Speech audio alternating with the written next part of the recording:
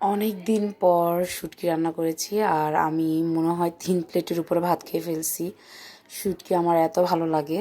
তো আপনাদের কার কার ভালো লাগে শুটকি অবশ্যই আমাকে কমেন্টস করে জানাবেন, আর কে কোথা থেকে দেখছেন সেটাও আমাকে কমেন্টস করে জানাবেন। ফ্ল্যাশব্যাক। আসসালামু আলাইকুম, সবাইকে কেমন আছেন আপনারা?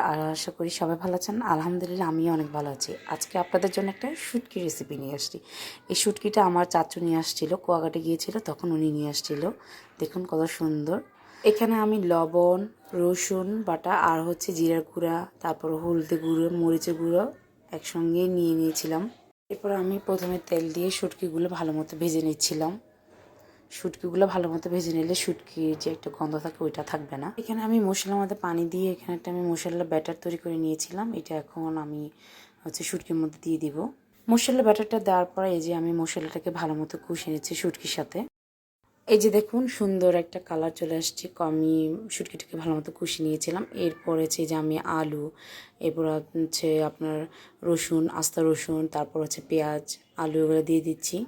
দেওয়ার পরে হচ্ছে আমি এগুলো একটু ভালো করে নেড়ে দিব। আমার মতো শুটকি পাগল কারা আছেন আমাকে অবশ্যই আপনারা জানাবেন, কে কে আমার মতো এত পছন্দ করেন শুটকি। অবশ্যই আমি এত পছন্দ করি যা বলার মতো না। এগুলোতে আমি এখন একটু হালকা পানি দিয়ে যে নেড়ে চেড়ে দিলাম। এখন এটাকে আমি ঢাকনা দিয়ে রেখে দেবো। 5 মিনিট পর আবার দেখবো যে এটা হচ্ছে ভালো মতো কষেছে কিনা, ওইটা আমি দেখতেছিলাম আলু। এরপর হচ্ছে আমি টমেটো দিয়ে দিলাম। এখানে এখানে হচ্ছে শুটকিতে একটু লবণ থাকে, যার ফলে আমি এবার এক্সট্রা লবণ ইউজ করছি, যার ফলে আমি একটু টমেটো দিয়ে দিচ্ছিলাম। এরপর আমি আবার এখানে ভালো করে নেড়ে চেড়ে দিচ্ছি।